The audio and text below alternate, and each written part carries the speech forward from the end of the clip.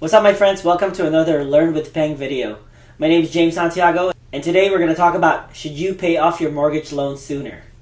This is not a financial advice. I'm not a CPA, not an attorney, nor a financial advisor. This video is mainly for entertainment purposes.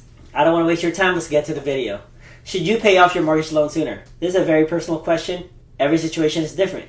However, I can explain to you the mechanics and the plumbing on what happens when you do or don't pay off your mortgage sooner. First, let's define your mortgage payments. To some people, mortgage payments to them are principal and interest on the loan. To some people, they consider the PITI as their mortgage payments. The principal, interest, taxes, and insurance. Let's start defining a few terms. In general, people buy a home and pay 20% down payment. So in this example, when you bought the home for $100,000, I know there's probably no $100,000 home in the US anymore, but we're going to try to keep it simple here. So when you buy a home for $100,000 and you pay 20% down payment, the 20% down payment will be your equity, and you have an outstanding balance of $80,000, which will be your loan. So the value of your home is your equity plus your loan balance. Home value is equity plus your loan balance. By the way, when we go over a term in this channel, not only we're going to use them later in this video, but you'll understand future videos as well as we go deeper and deeper into real estate, finance, macro, and business. Remember, whatever you speak is a reflection of your mind. Improve your financial literacy and you improve your financial brain. Kindly like and subscribe to this channel if this is your area of interest, and I promise there will be a lot of interesting videos in the future related to the topics of finance, real estate, macro, and business. Discretionary income is what's left of your income every month after all your monthly financial responsibilities have been paid.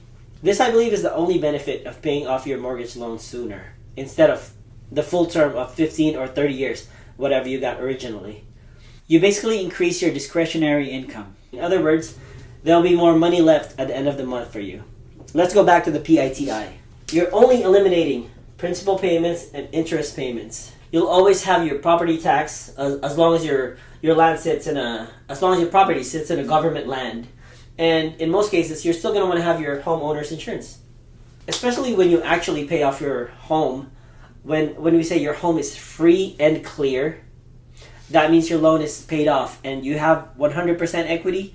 And I would say insurance is more important in this situation because now you have 100% of equity to protect. Even if you eliminate all your principal and interest payments other than taxes and insurances, you may still have homeowner association payments, and you still have your home repairs, maintenance, occasional big expenses like roof, HVAC, etc. So if you pay off the mortgage of your home, you're not totally eliminating all your home expenses. All you're really doing is increasing your discretionary income at the end of each month by eliminating the principal and interest payments. Next term we need to talk about is opportunity cost.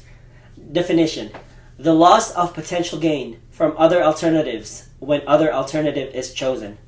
So in business, economics, or in life itself, there is no solutions, only trade-offs. That is one of my favorite quotes by my favorite author in economics, Thomas Sowell. His quote says it all regarding opportunity cost. So you paid off your loan and now you have 100% equity, for example, and your loan balance is zero. Yay! But at what cost? You had to pay $80,000. Whether you pay that all at once or you had to pay it really fast in a span of in a short amount of time. That $80,000 could have been spent, let's say in the US Treasury, for example, that gives you 6% return annually. All of a sudden that $80,000 is growing and making 6% in the US Treasury compared to the $80,000 being in your home equity. Remember, there's no such thing as return on equity. When your home value goes up, let's say in this example, you bought the home for $100,000, and after a few years, the value of your home appreciated to $130,000.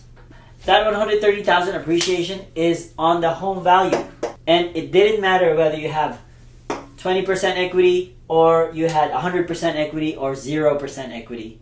That home value would have still gone up to $130,000 because of market conditions at that time. As a matter of fact, if your home value doesn't move, let's say after a few years it's still $100,000, your equity is actually worth less year after year because of inflation. Let's say, for example, your mortgage company say you don't have to make payments for a whole year. We're not going to charge you fees or interest payments. Doesn't usually happen in real life, just an example so we can understand this better.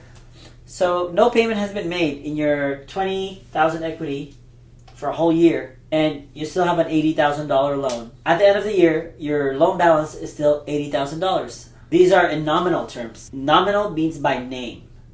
However, in real terms, meaning adjusted for inflation, let's say inflation was 5% after 1 year. And that year your bank said you don't have to make payments on your loan. So after 1 year your loan is still $80,000, your equity is still $20,000 in nominal terms. But in real terms, your equity is really 5% worth less now.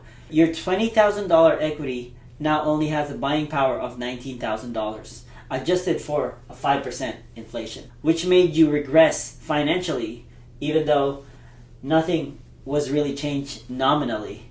Inflation and equity does not go well together, as inflation makes equity worth less. However, loan and inflation goes well together. This is why they say inflation is good for real estate owners.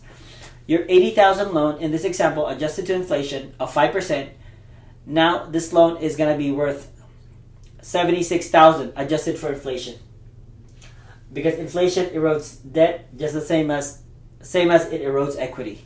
Even though your loan is still $80,000 in nominal terms, now this loan is only $76,000, is only worth of $76,000 worth of buying power in real terms. More about opportunity cost. Let's say after watching my videos for a year, you're very financially savvy and you can see opportunities everywhere.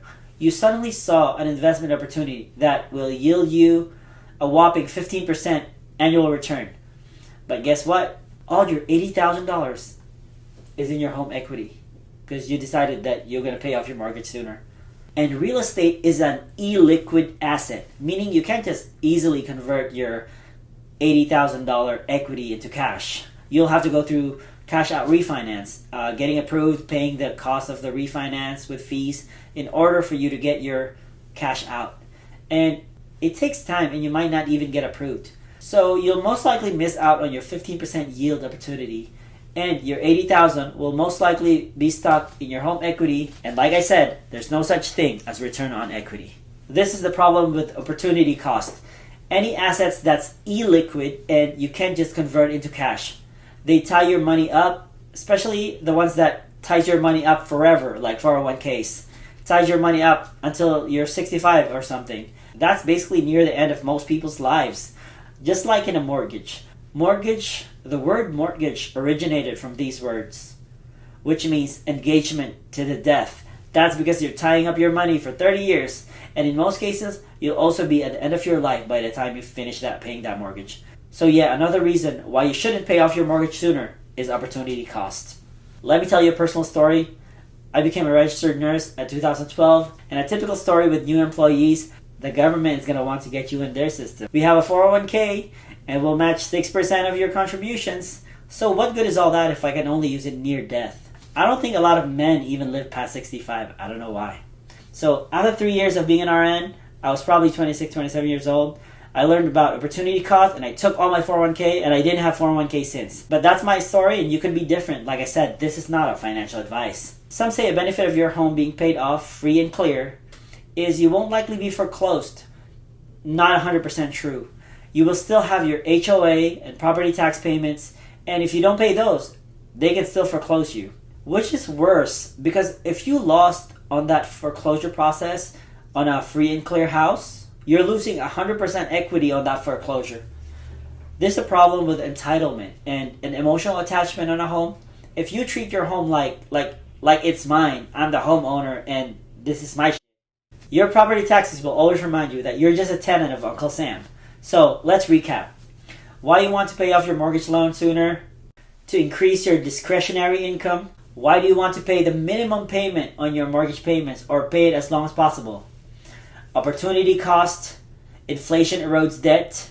Appreciation is based on the value of your home and not on your equity.